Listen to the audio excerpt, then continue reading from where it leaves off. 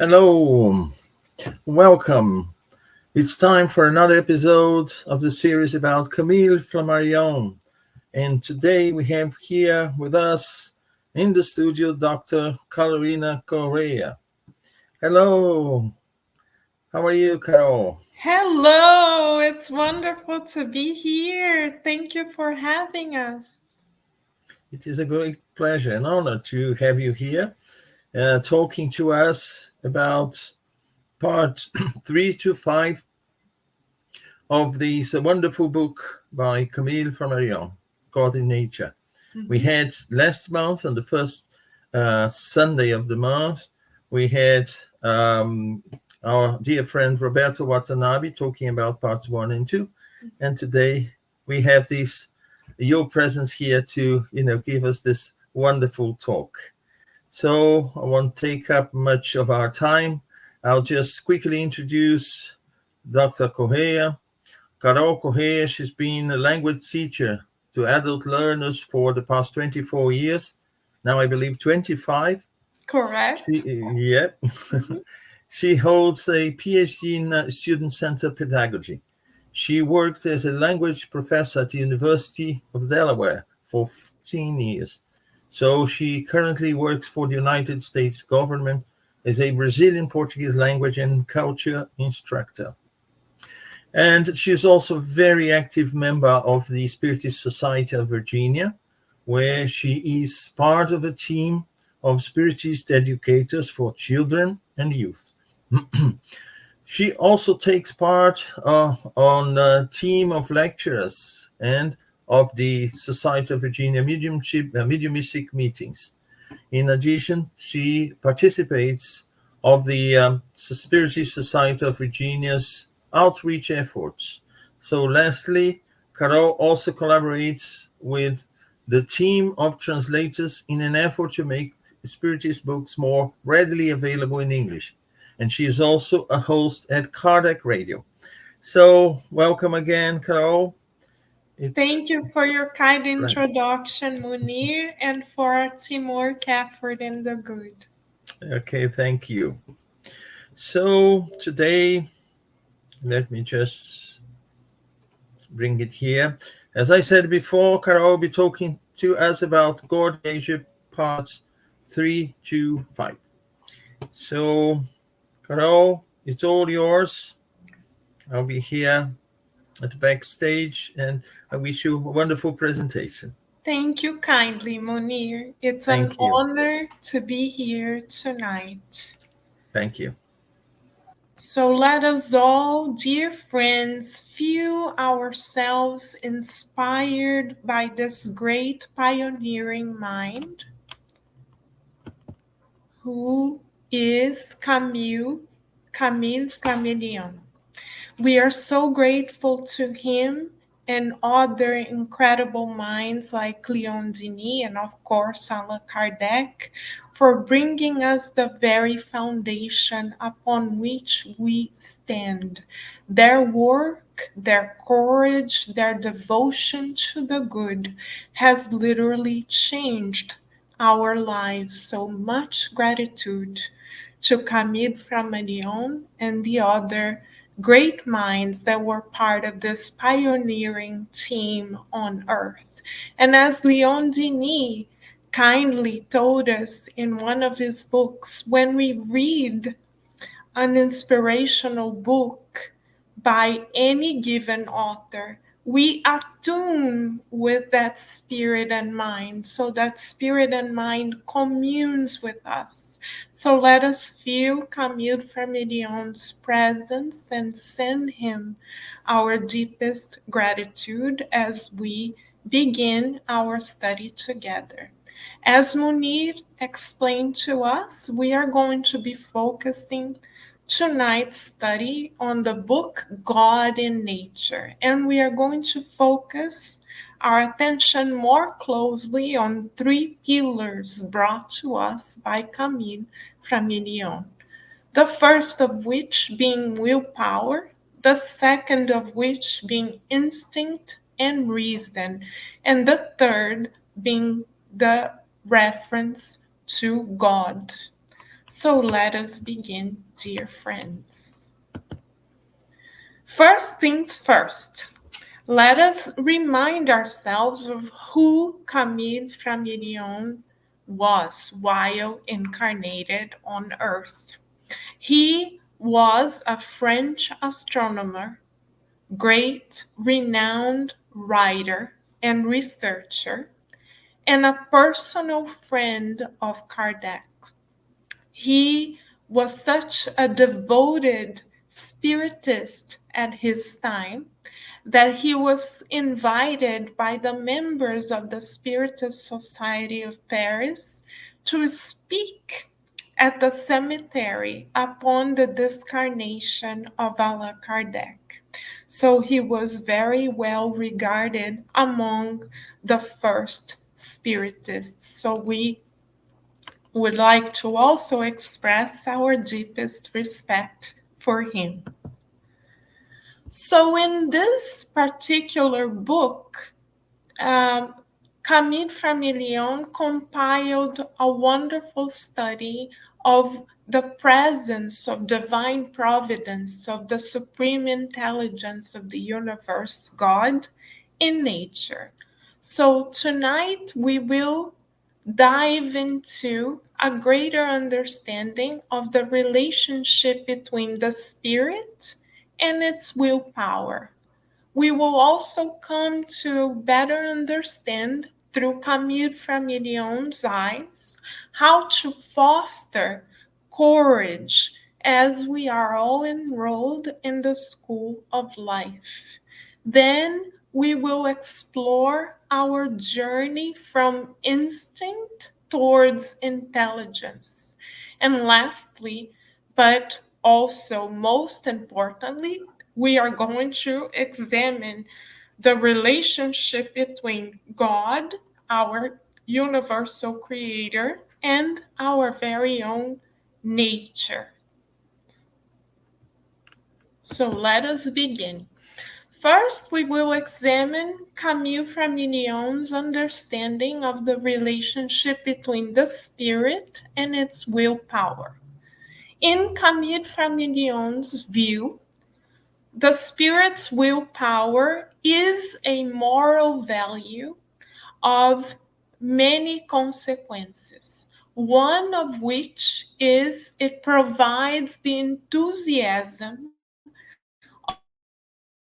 of fervorous souls, like, for instance, Paul of Tarsus. In one existence, he was able to shift mentality completely from being a persecutor of the Christ to being a fervent disciple of the Christ. Why? According to Camille Flammarion, because of course he was an evolved spirit already, but he already carried in him the great moral value of a strong will.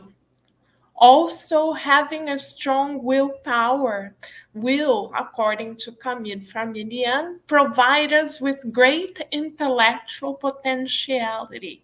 Camille Flammarion even mentions Benjamin Franklin, one of the great founding fathers of the United States, showing to us his great creativity as a sign of his strong willpower, expressing itself in its intellectual potentiality. Camille Flammarion also explains to us that the willpower has the role to propel us all towards great discoveries through which we all achieve both individual and collective progress. He also refers to willpower being the fuel through which we cultivate profound affection for one another, soul to soul. And finally, he explains that the will frames the very masterpieces of science and poetry. So, through Camille Flammarion's analysis, we come to understand the incredible role, the foundational role that the willpower given to us by God plays in our lives. According to him as well, let us examine together where willpower dwells, because the more we understand about our divine nature, the wiser our choices in this lifetime and in many more lifetimes to come will be. So, with this purpose in mind, let us borrow Camille Flammarion's very words to understand where this power resides within us. He explains that this power is in the spiritual soul, that according to him hears the truth and marches directly towards its goal, regardless of the many obstacles that transpose its pathway. So we are very grateful for his explanation, because through it we come to understand that God imbued all of us with the strength, with the faith to overcome any obstacle. He goes further to explain that this is a sovereign force that helps us to overcome all hardships, and which extend itself much beyond the physical eyes. It is a mark of our divine heritage as children of God. And our dear Emmanuel, a century later, also explains the importance of the willpower in one's given reincarnation. In the book Thought and Life, which Emmanuel utilized to describe directives for a successful reincarnation, Emmanuel tells us that the will is the cabinet of the soul and the mind. Why? Because it governs all sectors of mental activity. According to Emmanuel, the will is also a powerful button through which the machine, the mind, the spirit, in this case, remains in either inertia or takes action. And Emmanuel goes further to explain that it is through the will that we are able to sustain sufficient harmony throughout a particular lifetime while incarnated. So it is really important that we understand the role that our free will and the power of our will plays in our ability to be successful in this reincarnation. Why? Because if we are not aware of the will's importance, we may fall into the dangers of spiritual inertia. What do we mean about spiritual inertia? What are signs of spiritual inertia? Spiritual inertia occurs when our willpower is weakened. What are signs that shows that this weakening of the will is taking place? First, we show signs of great self-centeredness, meaning we primarily think about ourselves and prioritize our own needs. Because we see ourselves as the center of our very own universe, we tend to be reactive, because every time things don't go, quote unquote, our way, we direct people to the highway. It's either our way or the highway. So we tend to explode in reactivity and become very impulsive when things don't go our way. And we also, as well, resist learning the new, because we would like to maintain the status quo and stay exactly as we are. Why then are we stuck in this mentality? Generally, because of pride, because we see ourselves superior than what we actually are, and we become prisoners of this pride. We only see our lives from this particular angle that favors us for no particular reason. An example of when we fall into this trap can be seen in the book 2000 years ago, also by Emmanuel, when Emmanuel is humble enough to describe his experiences as the Roman senator Publius Lentulus. He was experiencing in that lifetime 2000 years ago so much spiritual inertia, meaning resistance to change, that though he met the Christ personally, he did not embrace the opportunity to transform his life. And we all reincarnate to make profound transformations. However, pride, as it is stated in the Spirit's book, is one of the greatest obstacles to our progress because it blinds us. It only helps us to remain in the status quo, doing what we already know how to do, blinded for opportunities of growth. This is why pride is associated with spiritual inertia.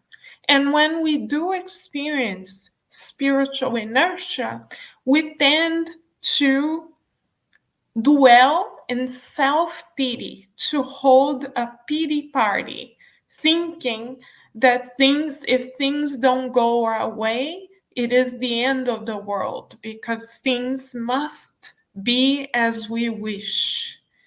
And this movement of self-pity, which imprisons us, causes us to resist forgiving others because we think that others are the ones that need to adapt to us and to our wishes in a very childish kind of approach to life. So if we would like to see how much we still carry these characteristics of spiritual inertia within us, we could read the book 2000 years ago to recognize the signs in Publius Lentulus and in others, and see how we can make profound transformations also through the spirits who embraced this transformation literally by meeting with the Christ. So it's a beautiful opportunity for us to recalibrate ourselves, inspired not only by Camille Flammarion, but also by Emmanuel's journey towards spiritual progress away from spiritual inertia.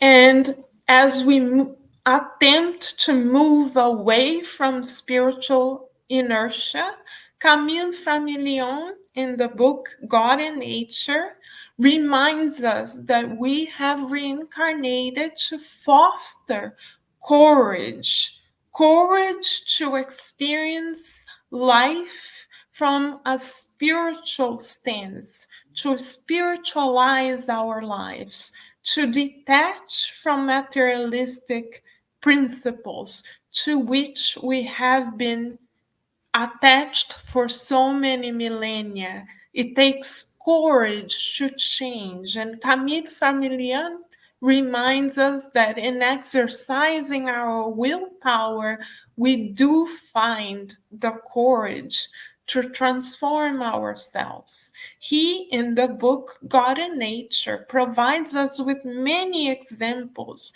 of courageous spirits who, like him, were pioneers at his time, setting the tone of a spiritualized existence for all of us. And we have taken the liberty of providing a summary of a few tools that we can utilize based upon Camille Flammarion's perspective and the perspective of Kardec and others in order to strengthen our ability to make transformations, inner transformations. So the first recommendation is utilizing prayer. It is not by chance, dear friends, that the first divine law is the law of worship, because it is through our conscious connection with God that we can acquire the strength and the virtues to move forward in our spiritual progress, to overcome inner obstacles, such as, for instance, the resistance to change, or the resistance to forgive, or the tendency to be impulsive. So, as we pray, we also come to cultivate the virtue, the foundational virtue of humility. Why? Because we recognize that we are not the center of the universe, but rather God is. And as we surrender to God's design in direct communication with God, we open ourselves to the new, because every time we pray, we attune with wonderful, great minds that inspire us to change our conduct for the better, so that we achieve the reincarnatory milestones that have been detailed in our reincarnatory plan. Each of us have a loving group of spirits accompanying us that know of the milestones that we are here to achieve. And they, when we commune in prayer, are able to inspire us, so for so long as we are humble enough to have eyes that see and ears that hear.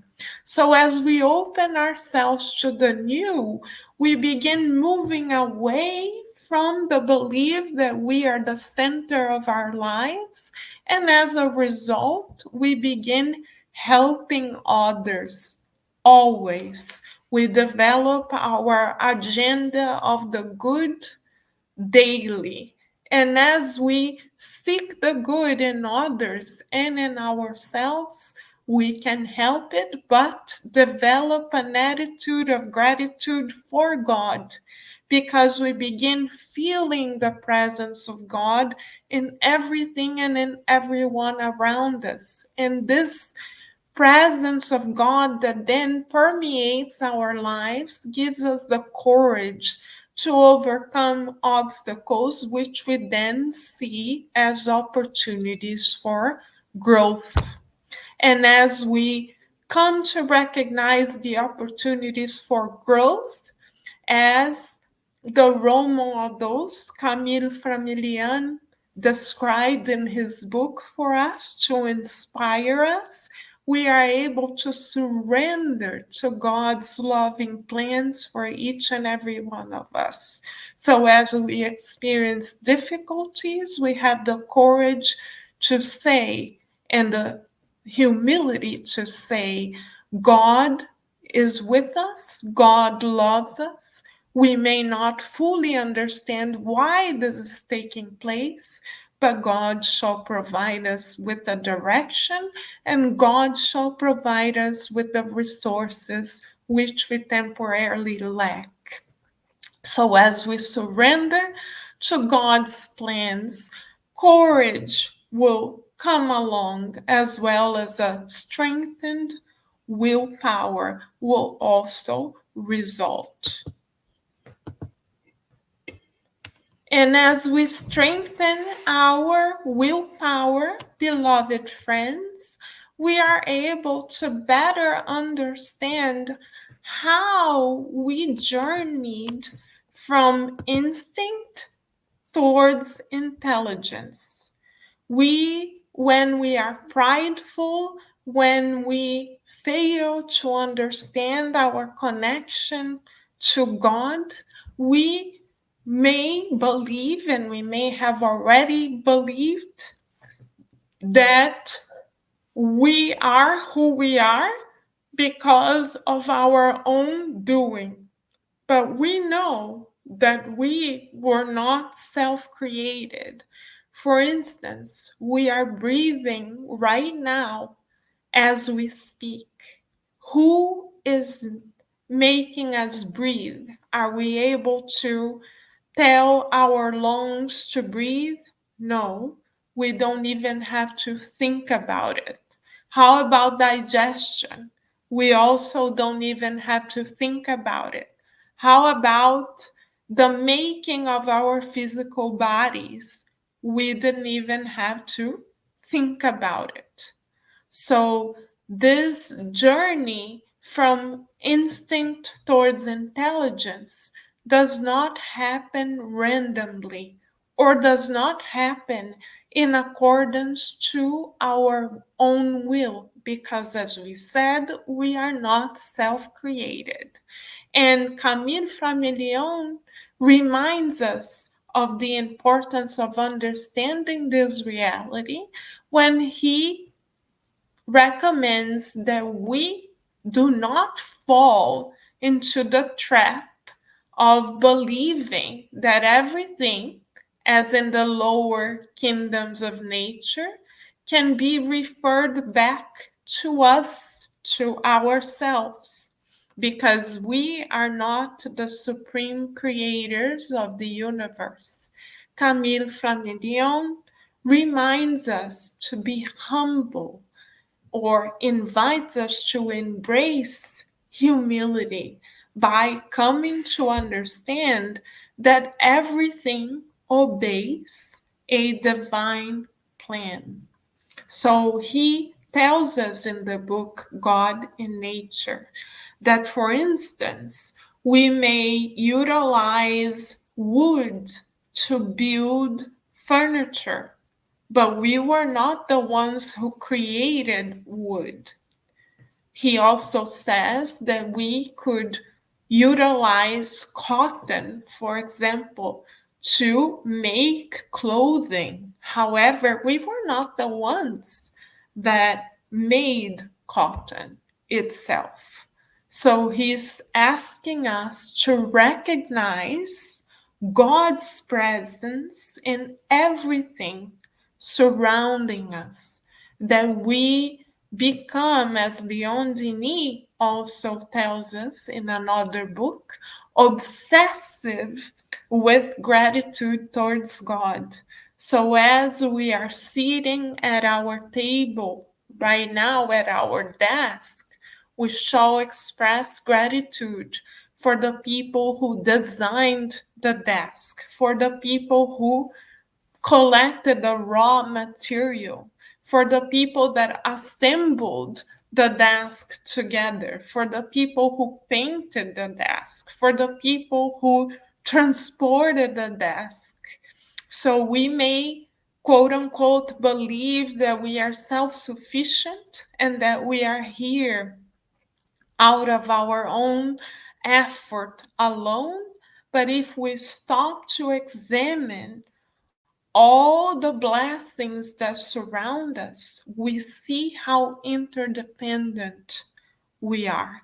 And we see, like Camille Flammarion reminds us, that everything follows or obeys a divine plan. For us to understand this journey from instinct towards intelligence in more detail, we recommend and invite everyone to study the book Evolution in Two Worlds by the spirit doctor André Luiz through the blessed mediumship of Chico Xavier. In this book, Andre Lewis provides us with the blueprint of God's presence down to the atoms that surround us. So we see God's blueprint, divine providence at work, weaving through the entire universe. So we come closer to God as we know that we are part of God's universe and we are honored for it, but we are not our very own creators. So, as we accept our smallness, we also feel honored to have been created out of God's love. And we also, dear friends, recommend for those of us who would like to understand this journey towards instinct, from instinct towards intelligence more deeply, we can study the book Evolution into Worlds as well on Kardec Radio. Our dear Dr. Vanessa Anceloni, the founder of Kardec Radio, studied this book through the Kardec Radio platforms 3 years ago. So if we Google Evolution into Worlds on our Kardec Radio's YouTube channel, we shall find a whole playlist where Dr. Anceloni and other scholars study chapter by chapter of this very illuminating book, which shows us exactly how God planned every stage of our evolution. All of us have gone through prior to reaching the human phase through the lower kingdoms of nature. And in this book, Andre Lewis documents God's careful organization and planning and love and protection as we are created as spiritual principles and we evolve throughout millennia to march towards intelligence where we are now. So there is a divine order in the universe which guides who we are and who we shall become, as we are grateful to Camille Flammarion for shedding greater light into this process. We invite everyone to examine the book God in Nature if they can, because Camille Flammarion describes this journey from instinct towards intelligence in a very poetic way, describing the role that we intelligent beings have in interacting with the lower kingdoms of nature while respecting the lower kingdoms of nature is part of divine creation as executed by divine providence in accordance to the will of God.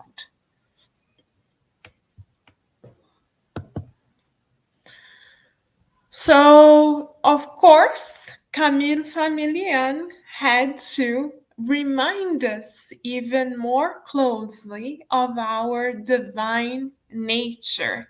Camille Flammarion is such a great mind that he is able to beautifully bring together science and poetry as he almost paints a beautiful picture and anthem in honor of God throughout his words in the book. It's beautiful to see how he is able to make scientific principles be immersed in a poetic view of God's love. It's beautiful how he's able to combine reason and harmony together. And he does so in his understanding of God and our divine nature. In our free translation from Portuguese, Camille Flammarion tells us that common sense dictates that one cannot attribute to mere fortuitous circumstances molecules, electricity, and the very composition of air itself, as well as the cosmic facts that align perfectly with plants and animals alike. According to Camille Familien, one cannot assume that these are millions of impressions which are randomly imprinted and organized throughout the universe. So we are so grateful to Camille Flammarion for his incredible wisdom and humility in recognizing God's greatness in so many ways and in such a poetic manner and tone.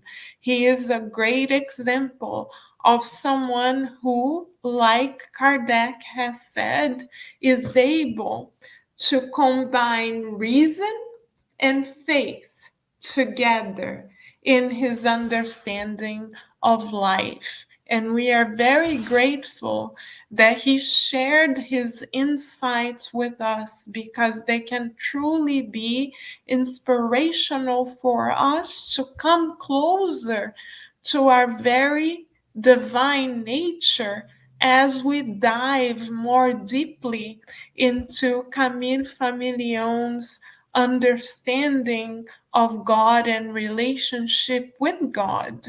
And if we would like to understand our divine nature in even more detail, as Spiritism is a progressive science that complements each other, we recommend that we also refer to the book in addition to God and Nature. We also refer to the book On the Way to the Light by Emmanuel through Chico Xavier.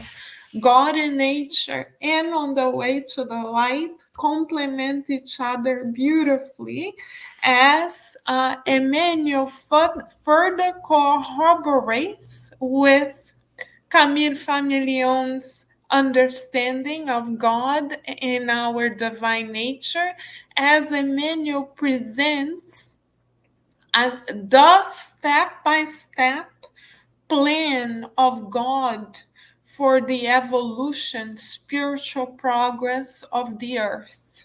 So Emmanuel goes through the historical phases of moral progress of the earth, and he explains the roles of each peoples in this book. It's a beautiful, beautiful treaty of divine wisdom and love that Emmanuel kindly shares with us, and that also Camille Familien voices in this book. So it's beautiful how these great minds echo each other in their wisdom, and how Spiritism is the science of wisdom, love, and truth combined together.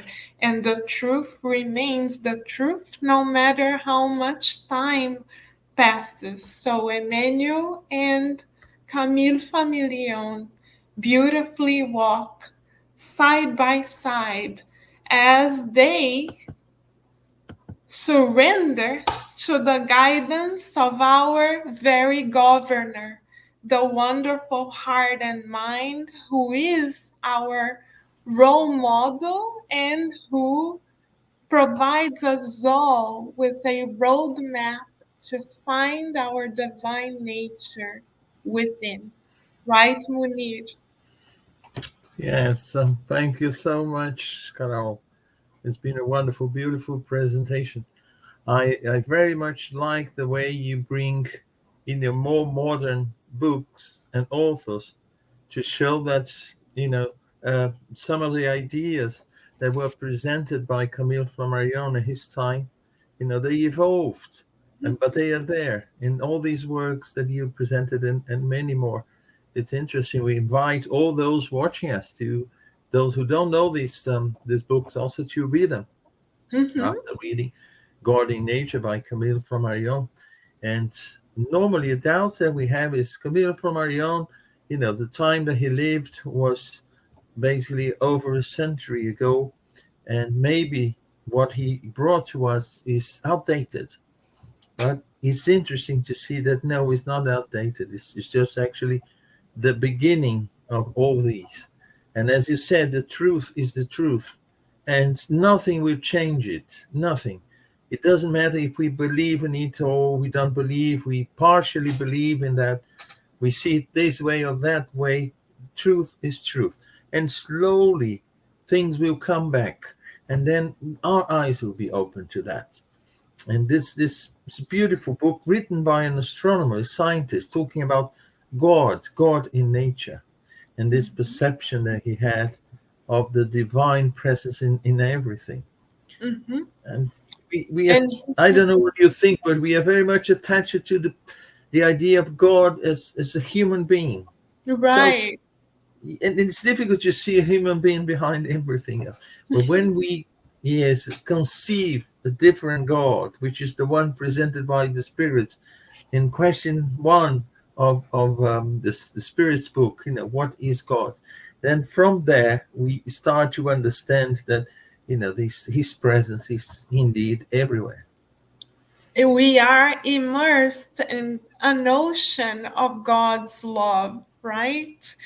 So it's beautiful to know that God literally cares for each and every one of us. And it's Camille Flammarion, as you've said, is a true visionary, because he was able to already make this jump, this connection between God and everything. He already understood that God is not limited to any material parameter, as we have believed for millennia. He already understood that God permeates the universe, that God cannot be both the effect and the cause of something, that God must be the intelligent cause of everything. And so he documents it so poetically and scientifically at the same time. It's incredible to see, right, Munir? Yes, indeed. And coming from someone with such a scientific background, and also doing so much work in astronomy, and so we see that the same person who gave tremendous contribution for science, he also gave with his mind, his perception, his view, even his scientific perception of things. He gave this tremendous contribution to spiritism, because he then could see with his scientific eyes this consistency of the teachings that the spirits were bringing, and some of the ideas that he had from these perception that he had, and he shared with us, and of course we see the evolution of these ideas pointing us the way to the truth that we all look for. Yes. Like Kardec writes himself, the truth is the truth in all epochs of humanity. So Yeah. it's beautiful to see that under the governance of the Christ, we have received the same message over and over and over again. So it's one more sign that we are all being divinely guided.